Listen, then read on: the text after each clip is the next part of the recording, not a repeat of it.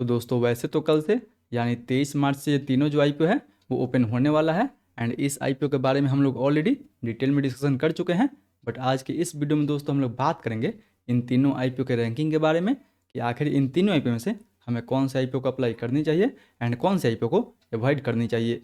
जी हाँ दोस्तों, मार्केट की सिचुएशंस इतनी ख़राब है कि बहुत लोग कन्फ्यूजन में हैं इन तीनों आईपीओ को लेकर कि किस आईपीओ में अप्लाई करें एंड किस आईपीओ को अवॉइड करें, कौन से आईपीओ हमें लिस्टिंग दे सकती है एंड किसका लिस्टिंग इवन हमें माइनस में देखने को मिल सकता है इनोविजन की तरह। तो आप दोस्तों बस इस वीडियो के अंत तक बने रहें ताकि ओवरऑल इन तीनों आईपीओ में कैसी आपको डिसीजन लेनी चाहिए उसका एक बेटर व्यू मिल सके, क्योंकि इस वीडियो में हम लोग इन तीनों आईपीओ को 5 फैक्टर पे कंपेयर करने वाले हैं। तो चलिए सबसे पहले बात कर लेते हैं उन पांचों फैक्टर के बारे में जिन फैक्टर पे हम लोग इन तीनों कंपनी को एकदम से डिटेल में डिस्कशन करने वाले हैं। दोस्तों सबसे पहले हम लोग बात करेंगे इन सभी कंपनी के बिजनेस के बारे में, इन सभी कंपनी के फंडामेंटल वैल्यूएशन के बारे में, इनके जीएमपी के बारे में। Last but not the list दोस्तों बात करेंगे हम लोग इन तीनों आईपीओ के अलॉटमेंट चांस के बारे में। वैसे देखा जाए दोस्तों तो आपको हर आईपीओ में आजकल तो अलॉटमेंट मिल ही जाता है, बट फिर भी देखेंगे कि कौन सा आईपीओ का इशू साइज बड़ा है एंड कौन सा आईपीओ जो है वो काफ़ी छोटा इशू लेके आ रहा है। तो चलिए बिना आपका समय गंवाए सीधा आगे बढ़ते हैं और सबसे पहले दोस्तों बात कर लेते हैं इन सभी कंपनी के बिजनेस के बारे में कि आखिर ये सब कंपनी काम क्या करती हैं। तो दोस्तों याद रहे कि वैसे हम लोग इन तीनों आईपीओ के बारे में एकदम से डिटेल में एक सेपरेट वीडियो में डिस्कशन कर चुके हैं, इसलिए यहाँ पे हम लोग जो है वो काफ़ी शॉर्ट में बात करेंगे।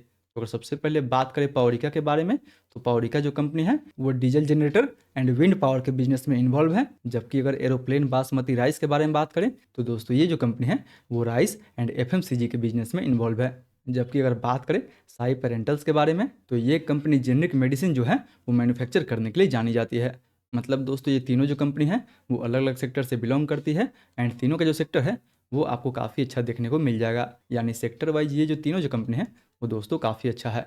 बट अगर बात करें इन सभी कंपनी के फंडामेंटल के बारे में तो तीनों का फंडामेंटल ही दोस्तों आपको एवरेज देखने को मिल जाएगा। पावरिका का आरओई लगभग 12% के आसपास, ROC 24%, profit margin 9% and debt to equity लगभग 0.40 के आसपास है।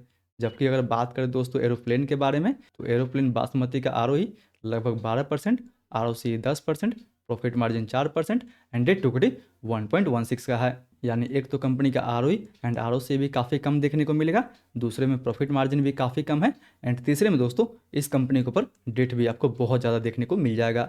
जबकि वहीं अगर बात करें साई पेरेंटल्स के बारे में तो दोस्तों इसका आरओई लगभग 5%, आरओसी 9%, प्रॉफिट मार्जिन लगभग 9% एंड डेट टू इक्विटी 0.98 का है। यानी फंडामेंटल वाइज अगर आप ऐसे देखते हैं तो ये भी फंडामेंटल वाइज जो कंपनी है वो आपको उतना बेटर देखने को नहीं मिलेगी। यानी फंडामेंटल वाइज अगर आप इन तीनों कंपनी को कंपेयर करते हैं तो ये जो साई कंपनी है एंड एरोप्लेन बासमती जो कंपनी है उनके बिजनेस पे आपको काफ़ी ज़्यादा लोन देखने को मिल जाएगा। जबकि दोस्तों अगर पावरिका को देखते हैं तो हालांकि इसके प्रॉफिट में एंड इसके रेवेन्यू में ईयर ऑन ईयर बेसिस पे आपको उतार चढ़ाव देखने को मिल जाएगा, बट कंपनी का आरओई भी काफ़ी बेटर है, आरओसी भी काफ़ी बेटर है एंड नॉट इवन दोस्तों प्रॉफिट मार्जिन भी कंपनी का काफ़ी बेटर है।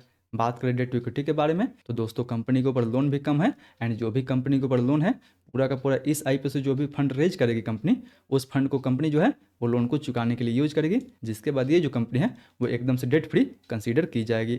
यानी ओवरऑल देखा जाए तो तीनों कंपनी में से फंडामेंटल वाइज कहीं ना कहीं आपको पावरिका जो है वो बेटर लग सकता है। हालांकि फंडामेंटल की तुलना में अगर बात कर ले वैल्यूएशन के बारे में तो यहाँ पे वैल्यूएशन वाइज भी पावरिका आपको अच्छा देखने को मिल सकता है।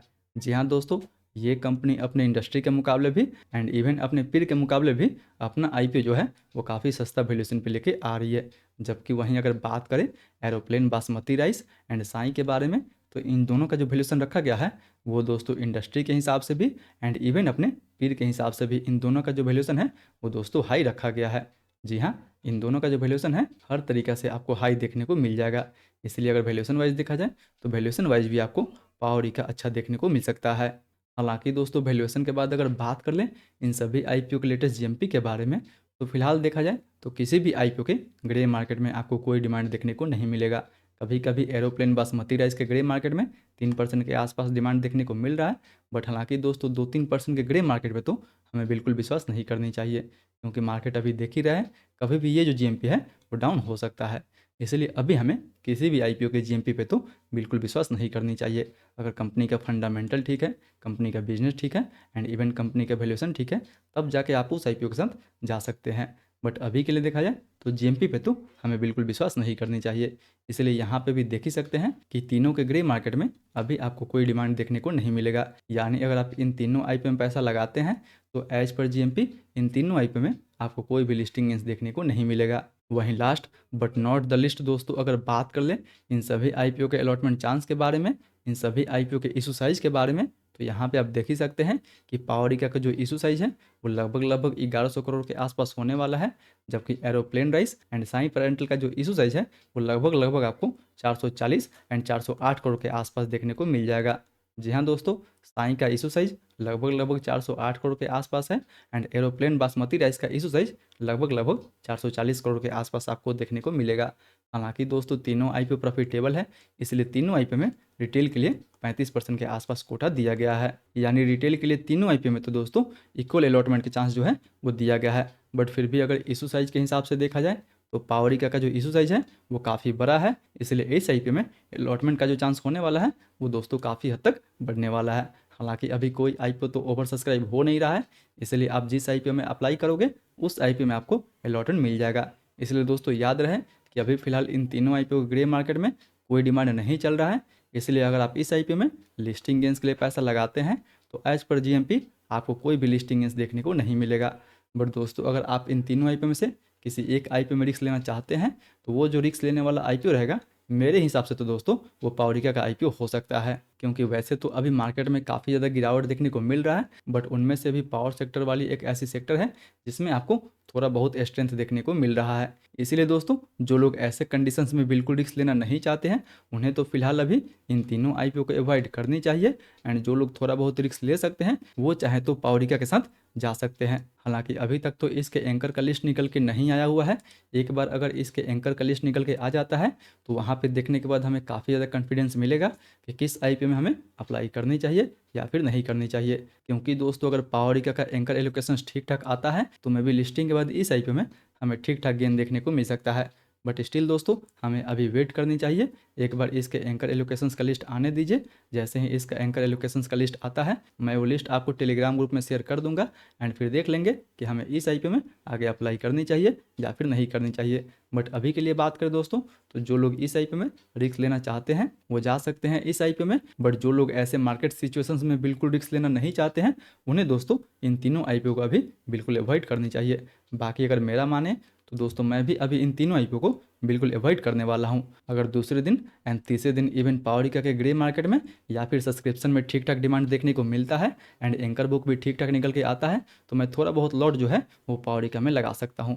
बाकी बात अगर ऐसी मार्केट रहा तो बिल्कुल अभी हमें इन सब आईपीओ को बिल्कुल अवॉइड करनी चाहिए। बाकी बात दोस्तों आप जो भी डिसीजन ले अपना रिस्क एंड अपना एनालिसिस लगाने के बाद ही ले। आई होप वीडियो आपको काफ़ी पसंद आया होगा। अगर वीडियो पसंद आया हो तो वीडियो को लाइक करें एंड अपने दोस्तों के साथ भी ज़रूर शेयर करें। मिलते हैं दोस्तों अगले वीडियो में।